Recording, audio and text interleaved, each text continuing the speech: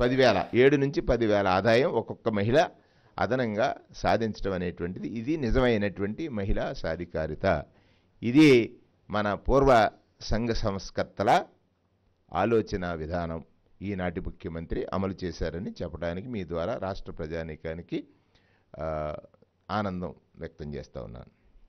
రెండవది, గ్రామ పంచాయతీలు, పంచాయతీరాజ్ వ్యవస్థ ఏర్పడిన తర్వాత అనేకమైనటువంటి సంస్కరణలు జరిగాయి. 1959 నుండి మొన్నటి వరకు 73వ రాజ్యాంగ సవరణ వరకు, బలవంతరాయ్ మెహతా కమిషన్ సమావేశం నుంచి 73వ రాజ్యాంగ సవరణ వరకు.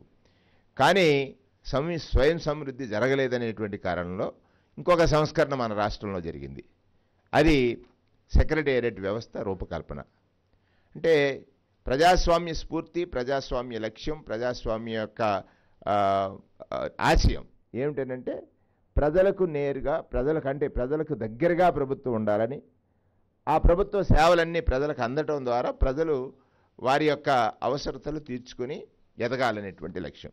ఆ లక్ష్యంలో భాగంగా మనం ఏర్పాటు చేసుకున్నటువంటి గ్రామ పంచాయతీల్లో ప్రతి పంచాయతీలోనూ సెక్రటరీ అంటే సచివాలయ సిబ్బందితో పాటు ఒక సెక్రటరీ ఉండాలనేటువంటిది 500 జనాభా లోపు ఉన్నటువంటి సెక్రటేరియట్లు తప్ప మిగతా అన్నిటికీ కూడా అన్ని సెక్రటేరియట్లోనూ క్లాస్ ఫిఫ్త్ గ్రేడ్ ఫిఫ్త్ సెక్రటరీని నియమించాలనేటువంటి ఆలోచన ప్రభుత్వం చేసింది. దానిలో భాగంగా 14,989 సెక్రటేరియట్లు ఉంటే, సచివాలయాలు ఉంటే 13,171 పంచాయతీలకి 13,171 500 జనాభా మించి ఉన్న 13,171 పంచాయతీలకు సెక్రటేరియట్స్ గ్రేడ్ ఫిఫ్త్ సెక్రటరీని నియమించడం జరిగింది. ఇది ఒక గొప్ప అచీవ్మెంట్ పరిపాలన. ఇది పంచాయతీరాజ్ వ్యవస్థలో, గ్రామీణ పరిపాలన వ్యవస్థలో ఒక సంస్కరణ జరిగింది. ముఖ్యమంత్రి జగన్మోహన్ రెడ్డి గారు తీసుకున్నటువంటి పాలనలో సంస్కరణ భాగంగా జరిగినటువంటి నిర్ణయం. మూడవది, ఎంతో కాలంగా సుదీర్ఘంగా వేచి ఉన్నటువంటి నిరుద్యోగ యువత. ప్రత్యేకించి రాజశేఖర రెడ్డి గారి పాలనకు ముందు ఈ రాష్ట్రంలో బీసీ విద్యార్థులు చదువుకు దూరంగా ఉన్నారు. కారణం ఫీజు చెల్లించేవారు లేక. జగన్మోహన్ రెడ్డి గారి పాలనలో పిల్లలందరూ కూడా, అంటే బీసీ విద్యార్థులు చదువుకు దగ్గరయ్యారు. నాడు రాజశేఖర రెడ్డి గారి పాలనలో, ఇవాళ జగన్మోహన్ రెడ్డి గారి పాలనలో. కొంత నిరుద్యోగం అనేటువంటిది వేధిస్తున్నటువంటి అంశంగా చూస్తే, ఇవాళ ఈ రాష్ట్రంలో ఉన్నటువంటి డిఎస్సి జరగాలి అనేటువంటి కోరిక ఉంది చాలామందిలో. వారందరికీ శుభవార్త ఇవాళ క్యాబినెట్లో మంత్రిమండలి ఆమోదించింది. మెగా డిఎస్సి నిర్వహించాలని, మెగా డిఎస్సి నిరుద్యోగ యువతకు ఒక శుభవార్త.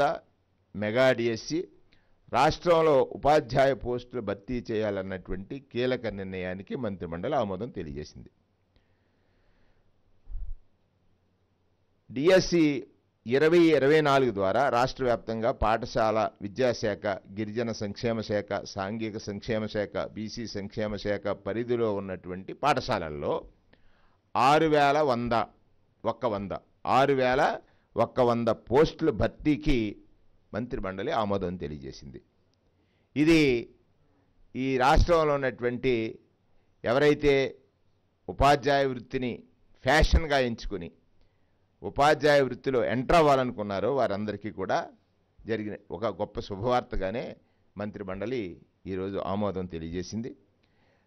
ప్రభుత్వం ఏర్పడిన తర్వాత 2019 నుండి ఒక విద్యారంగంలోనే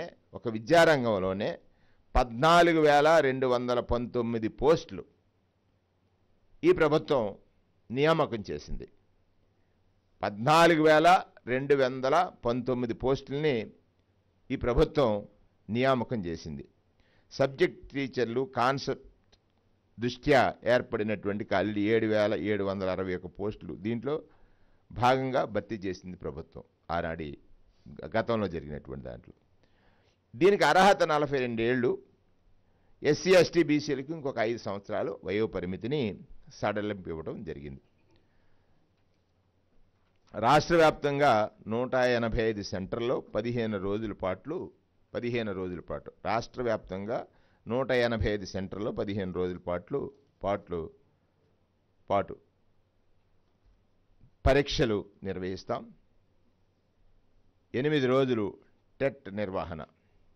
దానితో పాటు ఇంకా ఉద్యోగ నియామకాలు ఉన్నాయి. అటవీ శాఖలో 689 పోస్టులు భర్తీ చేయాలని, అటవీ శాఖలో 689 పోస్టులు భర్తీ చేయాలని మంత్రి మండలి ఆమోదం తెలియజేసింది. ఇందులో ఫారెస్ట్ రేంజ్ ఆఫీసర్లతో సహా వివిధ పోస్టులకు సంబంధించింది ఏపీపీఎస్సీ ద్వారా భర్తీ చేయడం కోసం ప్రభుత్వం మంత్రిమండలి ఒక కీలక నిర్ణయం చేసింది. ఇప్పటికే రాష్ట్ర ప్రభుత్వం ఏర్పడింది.